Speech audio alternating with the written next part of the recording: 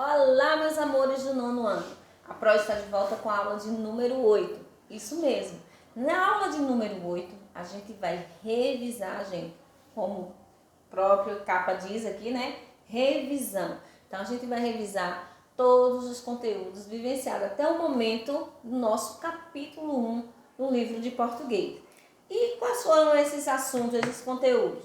Primeiro, a gente viu o período simples e composto. A gente revisou, né? Que todo esse capítulo 1 já é conteúdo de revisão da série anterior, certo? Então, período composto e simples, período composto por coordenação e período composto por subordinação. E lá no finalzinho a gente viu, né, estudou o uso das expressões afim, separado, afim, junto, ao encontro de encontro a gente estudou também a expressão onde, aonde, certo? Acerca de, cerca de. Então, essas expressões a gente viu lá na parte de ortografia. E do início do capítulo, a gente estudou período composto por coordenação. Mas antes de estudar o período composto por coordenação, a gente revisou o período simples. Então, a gente tem que fazer essa diferença. O que é um período simples e o que é um período composto.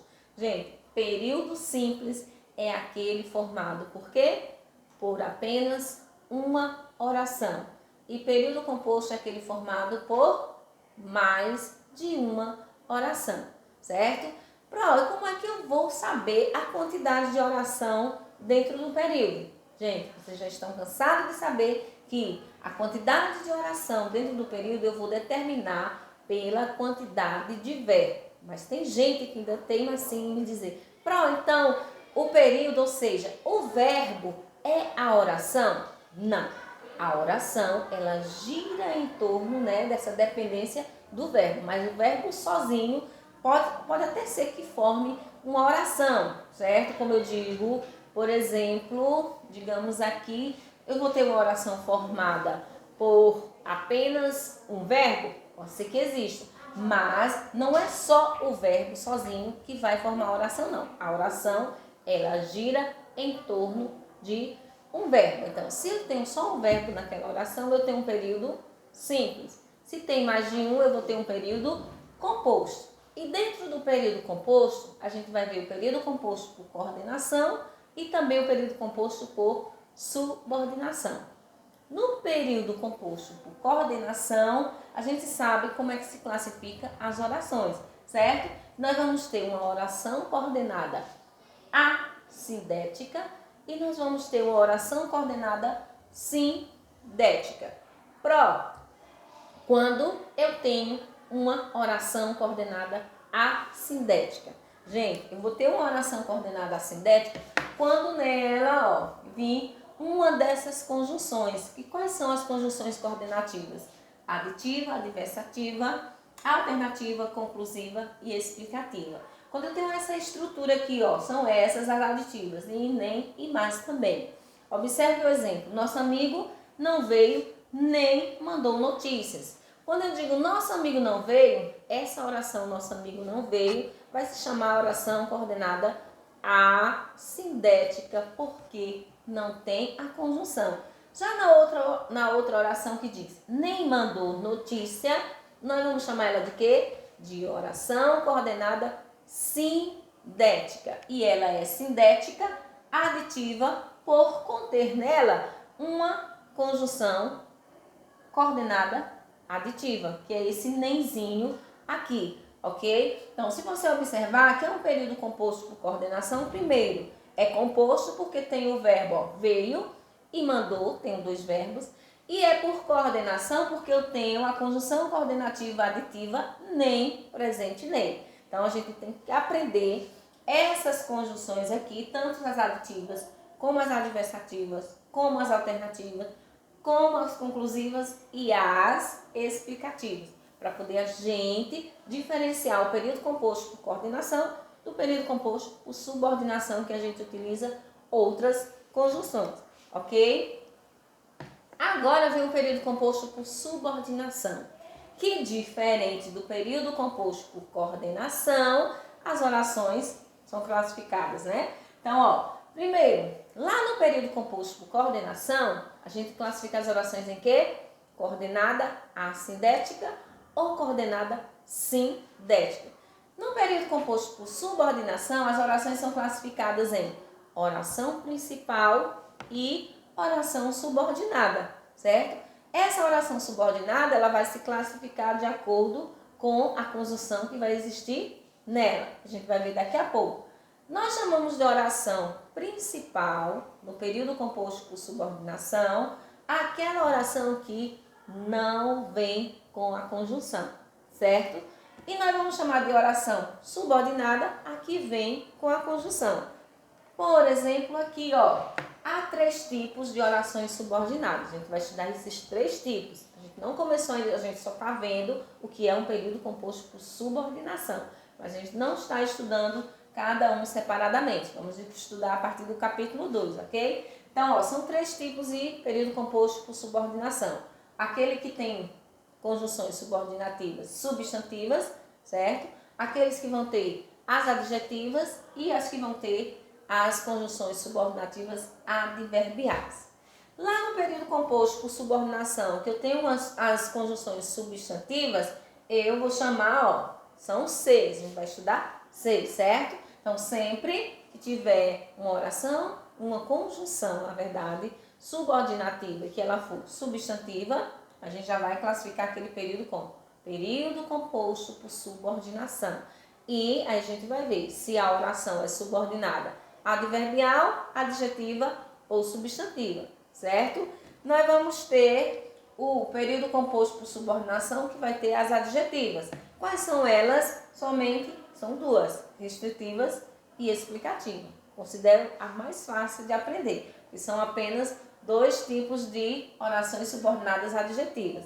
Mas a gente vai ter as subordinadas adverbiais, que a gente vai estudar por último, porque é que contém mais conjunções subordinativas. São aquelas que tem o quê? Aqui diz que tem 9, mas no livro de vocês aparece 10, certo? Nessa definição aqui colocou-se 9, mas na verdade no livro de vocês apresenta uma a mais, que é a subordinada adverbial modal, ok? Mas muitas gramáticas apresentam apenas 9 conjunções subordinativas adverbiais, certo?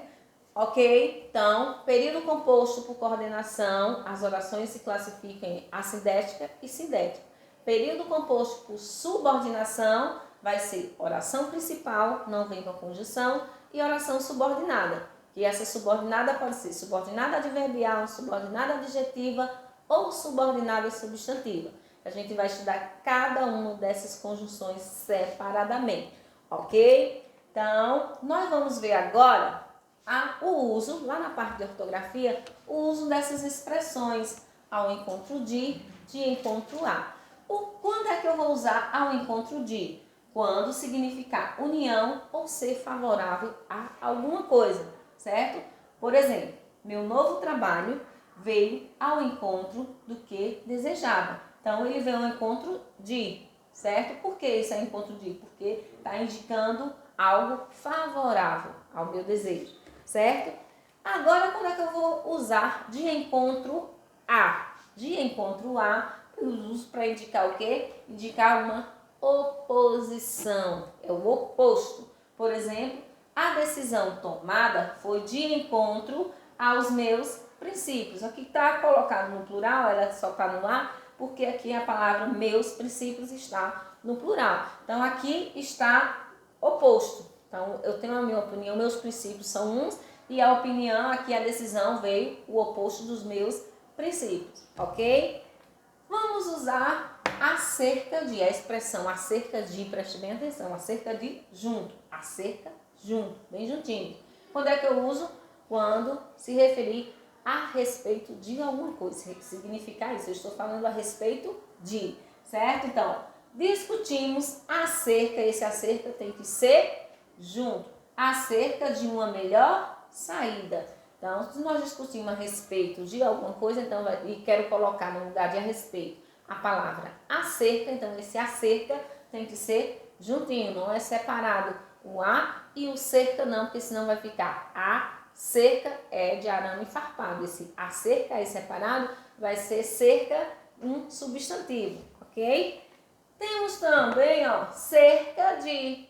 Cerca de, nós vamos usar quando? Quando significa aproximadamente, proximidade, certo? Quando eu digo cerca de 70 mil veículos, aqui, ó, aproximadamente 70 mil veículos deixaram a capital, aliás, no feriado prolongado. Então, esse cerca vai ser cerca de, não tem o A, né? Porque está indicando proximidade. Aproximadamente, né? Aproximadamente 70 mil carros, veículos deixaram a cidade no último feriado.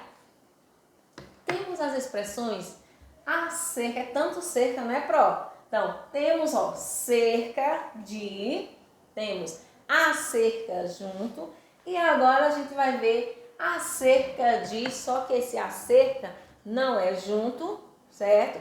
E se inicia com o verbo, tipo o verbo haver, com H, ó, H-A. Acerca de, vai indicar o quê? Vai indicar tempo transcorrido que passou. Observe, ó, há cerca de 15 dias viajamos. Então, tempo transcorrido é tempo passado, que já passou. Então, esse acerca de não vai ser junto, vai ser iniciado com H e o HA e o acento agudo no A, ok?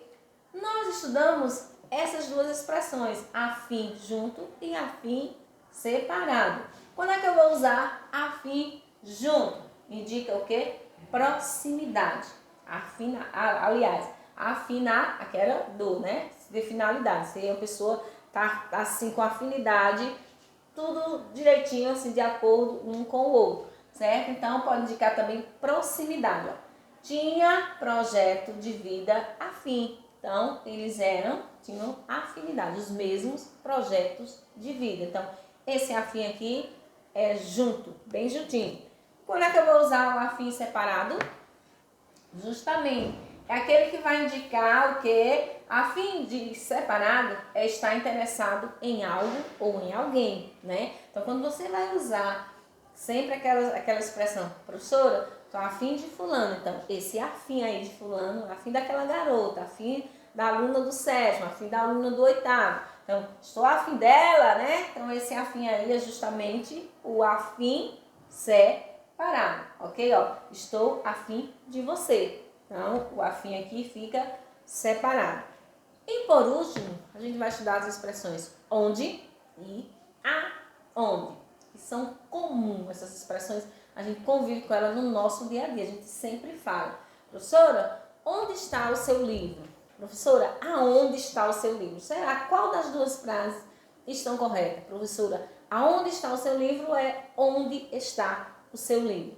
Então, preste atenção. Ou então, quando eu digo, Raquel, Luiz, você vai onde ou você vai aonde? Então, essas expressões a gente usa muito no nosso dia a dia. Então, vamos aprender a usá-la, né? Primeiro, usar expressões onde. Quando é que eu uso onde? Sempre onde eu vou usar quando o verbo, certo? O verbo que está lá presente na frase vai me dar a ideia de quê? De algo estático, de algo parado. Por exemplo, onde está seu livro? Onde está seu livro? Certo? Esse onde aqui, o livro ele vai estar num local determinado ali, parado, estático, certo? Já na expressão, ó, aonde você vai, o verbo está indicando o quê? Movimento, eu vou sair do lugar. Então, aonde você vai, aqui eu não digo a expressão onde você vai. Eu vou utilizar aonde porque o verbo da frase está pedindo isso, está indicando movimento. Então, sempre que indicar algo parado, eu uso a expressão onde.